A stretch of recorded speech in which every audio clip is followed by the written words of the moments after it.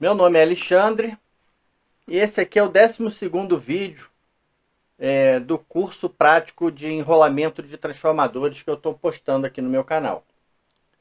E hoje nós vamos falar sobre as blindagens dos transformadores.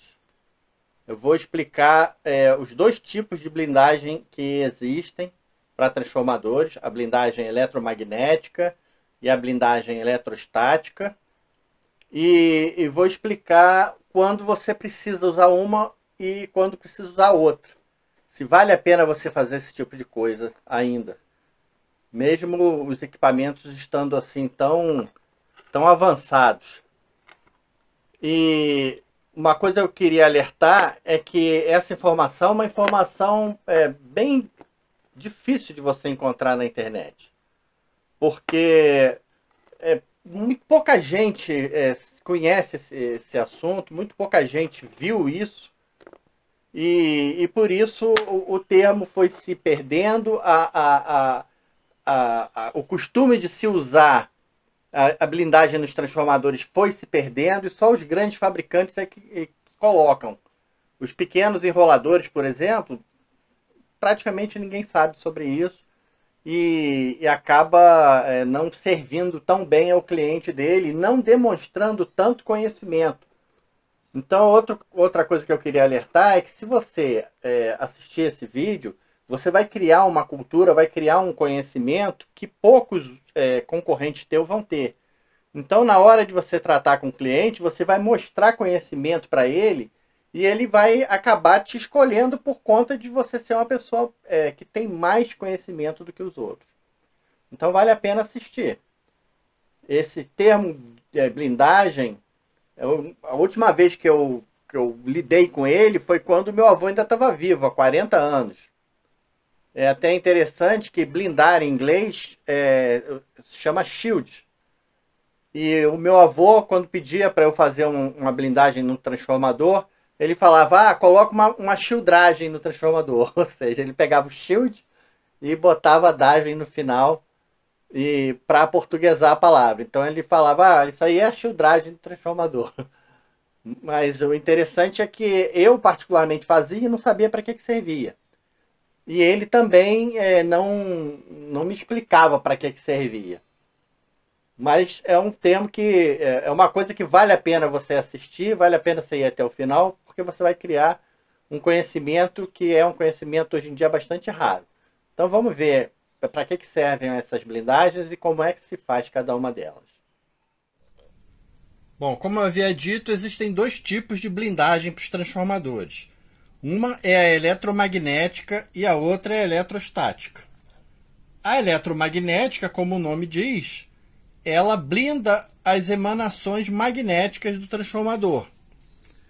Então, o transformador é um equipamento onde você tem uma bobina que gera campo magnético e esse campo magnético ele é induzido no ferro. Esse ferro induz na bobina secundária mais campo magnético e ele funciona através disso. Só que essa indução de campo magnético do ferro na bobina, ele passa muito do ferro. Ele vem aqui fora, aqui em volta do transformador é uma bagunça de campo magnético. E se você coloca esse transformador perto de um equipamento sensível, perto de alguma coisa que não possa ter interferência magnética, ou então perto de um pré-amplificador muito sensível, esses 60 Hz que ele induz aqui na bobina, que a bobina induz no ferro, vai aparecer, esse ruído vai aparecer nos alto-falantes. Então fica aquele bum por conta do quanto o transformador está induzindo. Ou então, qualquer parte móvel, qualquer parte metálica também vai sofrer. Então por isso é que se usava as blindagens eletromagnéticas. Se parou de usar porque era uma coisa relativamente cara, encarecia o transformador e as pessoas não sabiam para que aquilo servia e não pediam. Aí eles pararam de fazer. Você já deve ter visto isso. A blindagem eletromagnética nada mais é que isso aqui, ó. É uma fita de material não magnético Geralmente se usava cobre, mas também se usa alumínio, pode ser feito também com alumínio, que pegava aqui do lado de fora da bobina, ou seja, depois que o transformador estava montado, essa espira aqui ficava aqui do lado de fora do carro, do transformador.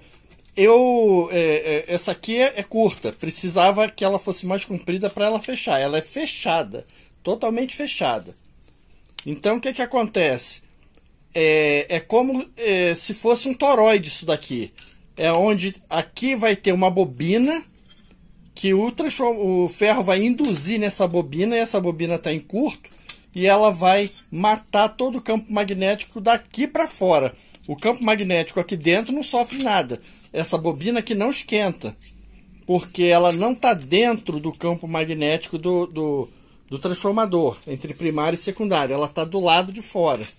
Então, essa espira aqui de material não magnético, ou seja, tem que ser alumínio, latão, cobre, qualquer coisa assim, mata esse campo magnético aqui. O ideal é que ele seja do tamanho aqui da bobina, o mais do tamanho possível aqui da bobina, e fique toda do lado de fora do transformador.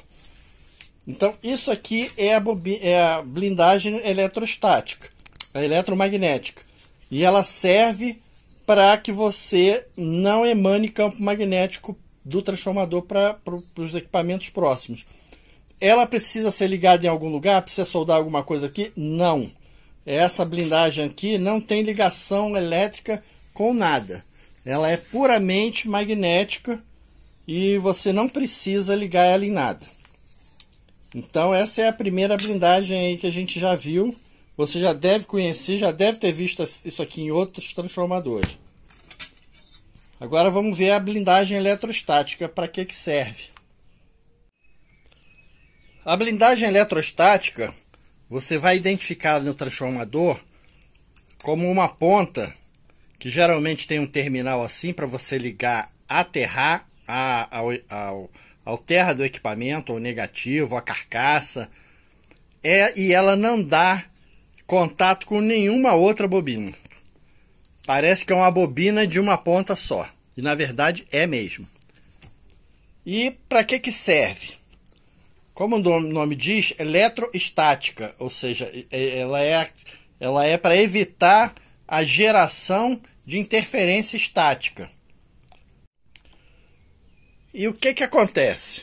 Antigamente, no tempo da televisão analógica e dos rádios AM, qualquer coisinha que você ligasse que gerasse centelha dava uma interferência danada nos equipamentos. Se você ligasse um liquidificador, por exemplo, você não ouvia mais o rádio.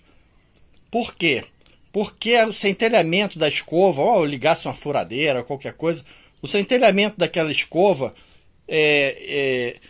gerava na rede elétrica um monte de interferência, um monte de transientes que o transformador recebia, pegava e transmitia do primário para o secundário. Então, era muito comum os transformadores precisarem de blindagem eletrostática para evitar esse tipo de problema. Hoje em dia os equipamentos já são digitais e os rádios são FM e muitos digitais, e aí não tem tanta interferência, a gente não vê tanta necessidade disso. Mas mesmo assim, equipamentos que têm muita necessidade de blindagem, equipamento de material de científico, material médico, ou então equipamento de medição complexo, ou equipamentos que vão ficar perto de pré-amplificadores, é bom colocar blindagem eletrostática. E como é que ela é feita? A blindagem eletrostática é um enrolamento que se faz entre o primário e o secundário. Eu não tenho como mostrar aqui, mas você imagina que você está enrolando o transformador. Você enrolou ali o primário. Geralmente se enrola primeiro o primário. E aí, quando você acaba de fazer aquele enrolamento, você pega uma fita de material condutor, pode ser alumínio ou pode ser cobre, e enrola uma espira dentro do transformador. Só que ao contrário da blindagem eletromagnética, essa espira tem que ficar aberta. Se você fechar a espira, se você encostar aqui, a espira fica em curto, o transformador começa a esquentar.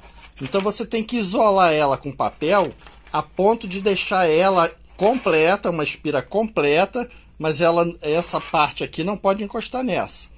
Então, para evitar essa dificuldade, o que o pessoal fazia?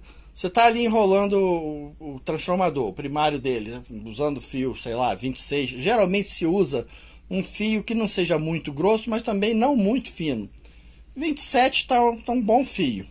Você pegava e prendia a primeira ponta do transformador, da bobina, prendia com fita, não puxava para fora não, só prendia ela.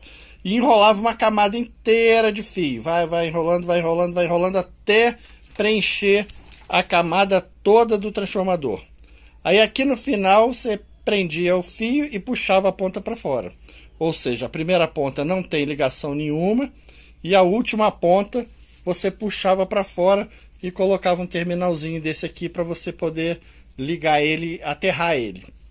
E o que acontece com essa bobina aí que você enrolou? Que na verdade é uma bobina, mas é uma bobina que não tem tensão, porque as tensões são medidas entre as duas pontas e uma das pontas está morta aqui dentro. O que acontece é que quando você tiver alguma interferência sendo gerada no primário e esse primário estiver querendo induzir isso para o secundário, ele vai induzir isso nessa bobina. E essa bobina está aterrada, está ligado na terra. Então você pega toda essa emanação, todos esses transientes e você joga para a terra. É como o aterramento da nossa casa. Então, para isso é que serve essa blindagem. É para evitar que você, se tiver algum tipo de interferência na rede elétrica, essa interferência passe do primário para o secundário.